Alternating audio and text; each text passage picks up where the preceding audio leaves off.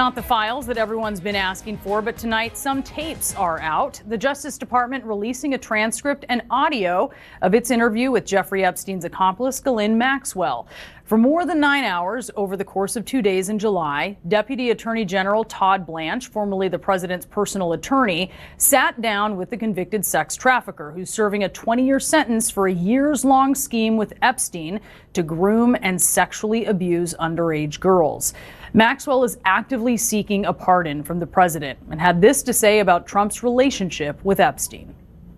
I don't think they were close friends, or I certainly never witnessed the president in any of, I don't recall ever seeing him in his house, for instance. I actually never saw the president in any type of massage setting. I never witnessed the president in any inappropriate setting in any way. The president was never inappropriate with anybody. In the times that I was with him, he was a gentleman in all respects. Maxwell also said she never witnessed former President Bill Clinton do anything wrong. So they spent time on the plane together, and I don't believe there was ever a massage on the plane. So that would have been the only time that I think that President Clinton could have even received a massage, and he didn't, because I was there. President Clinton was my friend, not Epstein's friend. When's the last time that you went on a trip or saw President Clinton? It was in, it was late 2000 and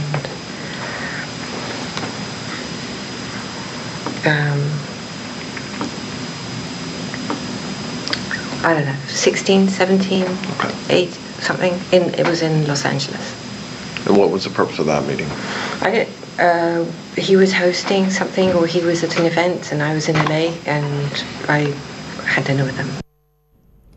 To be clear, neither Trump nor Clinton has been accused of any wrongdoing. Both say they didn't know about Epstein's crimes. Maxwell also used the interview as an opportunity to distance herself from Epstein.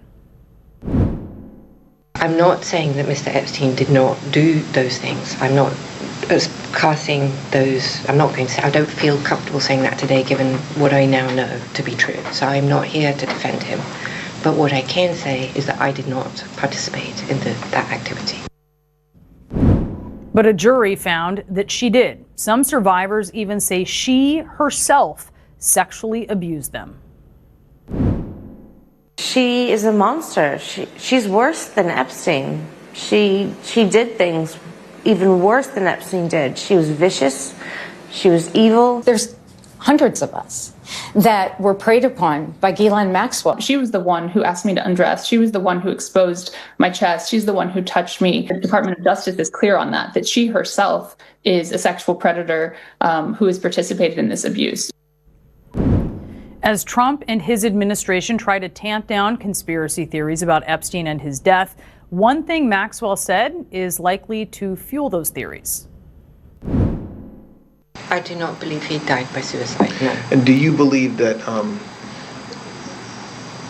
do you have any speculation or view of who killed him? No, I don't. Maxwell said she didn't believe he was killed because he was blackmailing people. She instead suggested it could have been an unrelated attack. In prison, where I am, they will kill you, or they will pay, somebody can pay a prisoner to kill you for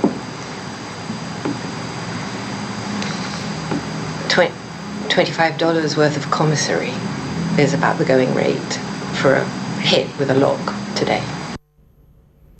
Let's start with my White House and legal insiders. Kristen Holmes, CNN senior White House correspondent, and Ellie Honig, former federal prosecutor and CNN senior legal analyst. And Kristen, you've actually learned that there was a lot of debate internally over whether to release the audio and these transcripts of the Blanche Maxwell interview.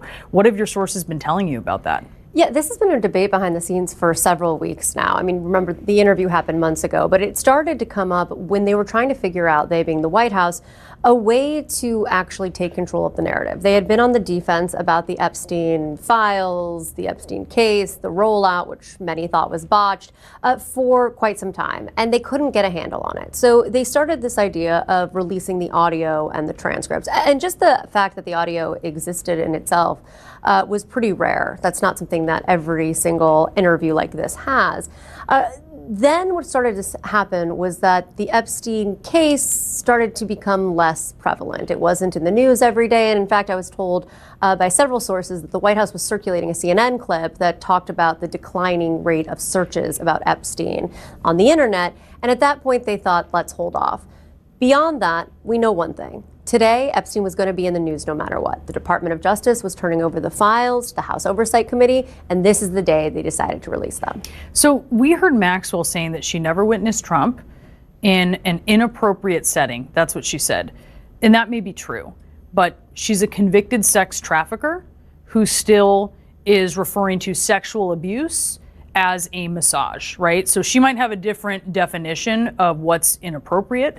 Do Trump officials have any concerns that people hearing something from her, people may not believe it, this isn't going to perhaps satisfy Trump's base? I think it was a damned if you do, damned if you don't situation for the administration. I mean, remember, they spent months not interviewing Ghislaine Maxwell, and then it became a huge uproar that they hadn't interviewed Ghislaine Maxwell. How could they not have interviewed her? How could the new administration not have done that when they said they were going to release all pertinent information? Then, of course, you interview her, and you're interviewing a known liar and a known sex trafficker. And so there are obviously going to be a lot of questions about all of this. Whether or not this satisfies the base, that's something that only time is going to tell. But remember, what everyone's really waiting for right now wasn't just these transcripts. This is the beginning. What they're waiting for is to see what the House Oversight Committee actually releases. And at this point, we know the Justice Department has handed over those documents, and Republicans on the committee, as well as Democrats, but Republicans are going to really be driving the ship, are going to decide what they release. Yeah, we'll be waiting for that. And Ellie, you and Todd Blanche were basically raised and trained in the same SDNY office. And oh, by the way, as I mentioned, he was President Trump's personal lawyer before he took this DOJ role. What did you make of the way that Blanche questioned Maxwell? Was this designed to get the best answers? It couldn't possibly have been so designed, because what comes out of this examination, this interview, is completely non-credible, Brianna. I mean, if anyone out there truly believes that Ghislaine Maxwell did nothing wrong and is entirely innocent, as she has claimed, as her attorney claimed, then go ahead and believe this transcript. If anyone out there believes that Jeffrey Epstein maybe did something wrong later in his life, but we're not sure, again, feel free to believe this transcript. If anyone believes nobody else in the world did anything wrong outside of Ghislaine Maxwell or Jeffrey Epstein, again, then you can credit this transcript. I don't believe any of those things. And the way that Todd Blanche went about asking these questions completely failed to get at any believable, credible facts or statements that anyone could use to further a sense of transparency. So I don't know what the purpose of this whole exercise was, perhaps to try to appease people, but I want to meet the person who actually believes that this transcript is truthful. All right, you're not impressed. Do you think that any of Maxwell's answers affect her appeals case? I mean, where does it go from here? Yeah, so her appeal is completely separate. She's asking the Supreme Court to take her case because her argument actually is in the deal that Jeffrey Epstein got from Florida back in 2007. Prosecutors there said, we will not further prosecute any co-conspirators. And Ghislaine Maxwell, here we are, 18 years later, is claiming, well, that's me. I'm charged with being a co-conspirator. Therefore, I should never have been charged in the first place. But it is interesting looking at the transcript today, Brianna. Ghislaine Maxwell asked about that old case, and Ghislaine Maxwell actually says she believes that Jeffrey Epstein didn't get a softball deal then. He actually got a bad deal when he was let off with basically a 13-month state sentence where he served most of it out of custody, hanging out at his lawyer's office. So that gives you a sense of the sort of sense of aggrievement and entitlement that comes through from Ghislaine Maxwell throughout this transcript. Yeah, she also rejected the idea that he was creepy. We should note that. Kristen Holmes, Ellie Honig, thank you so much. Also tonight, Congress has its hands, as we've been talking about, on some of these Epstein files from the DOJ, a lot of them. House Oversight says it's sifting through tens of thousands of pages of subpoenaed documents. That's according to the top Democrat on the committee. My next source sits on that committee, Democratic Congresswoman Yasmin Ansari. Congresswoman, have you seen any of these documents yet? So as you know, just a couple of hours ago, our committee received 33,000 pages. This is just the first tranche of the documents that are required by the subpoena. They were several days late already, and our legal counsel for the Oversight Committee has begun to sift through. I intend to do the same. Any member of the committee can work with staff to get access to it. And to me, my number one priority is making sure that what we have received is honest, it's straightforward, it's transparent, there are no unnecessary redactions, because this is the most corrupt administration in American history, and the way that the Trump administration has handled this debacle thus far, starting with Pam Bondi at the outset of the year saying she has the files ready for release on her desk, to the president continuing to call it a Democratic hoax, to now today's news that you were just discussing, showing an absolutely uncredible interview with a convicted sex trafficker,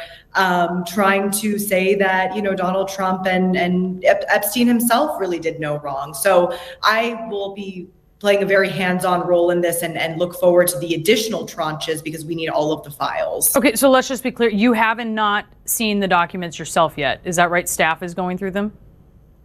Correct. It was just 3 hours ago. Yes. No, sir, I fully understand that. And so they're going through them right now. Have they learned anything? Have they been able to tell you anything about the level of redaction? Have they found anything surprising there yet? No, I don't want to give you information that doesn't exist. I think we are anticipating it'll take us a day or two to get through the early stages of it. So you're looking for the next tranche and maybe the next tranche after that. Has DOJ told committee members when it's going to send over the rest of the files? Do you have a sense of that? We do not. And not only are we looking for the entirety of the files, but one area that I think we are all concerned about is making sure that we are getting the same information that as the Republican members on the Oversight Committee, and that there's been no unnecessary redactions on the part of the Department of Justice. I think that's where we need to be going through this with a fine-tooth comb to make sure that this is truly the transparency that the American public has been demanding. The committee has also subpoenaed numerous officials. This includes AGs from previous administrations. Alex Acosta, of course, was not on the subpoena list, even though he was the one who negotiated that sweetheart deal that clearly Maxwell doesn't think was one, when he was a U.S. attorney in the Southern District of Florida, later had to resign as labor secretary from the fallout because of it. Is he going to be called? Are you talking about that? What are Republicans saying if Democrats are requesting that? We are urging the leadership. Our ranking member, Congressman Garcia, has been doing an excellent job. He's been pushing and calling for Alex Acosta to be subpoenaed immediately. We also need other members of this administration to come forward and talk. I mean, for me, my top priority is the Attorney General, Pam Bondi. What is she hiding? What is the change of course and change of actions that she's had since she began this position earlier in the year? I think these are the people that we really need to hear from. Now, are the Republican members of this committee going to do that? Probably not. They very reluctantly even got to this point. They were backed into a corner. Their constituents are up in arms about the flip-flopping on this issue, because there clearly is a cover-up. And as has happened throughout the entirety of this administration, we have seen Republican members of Congress do whatever it is that Donald Trump wants them to do. It's very much a cult. And this is one area where they wanted to do that, but have been so backed into a corner because the American public, irregardless of political party, is not on their side, that they have had to come around and likely will be forced to vote on this topic when we return to Congress in September.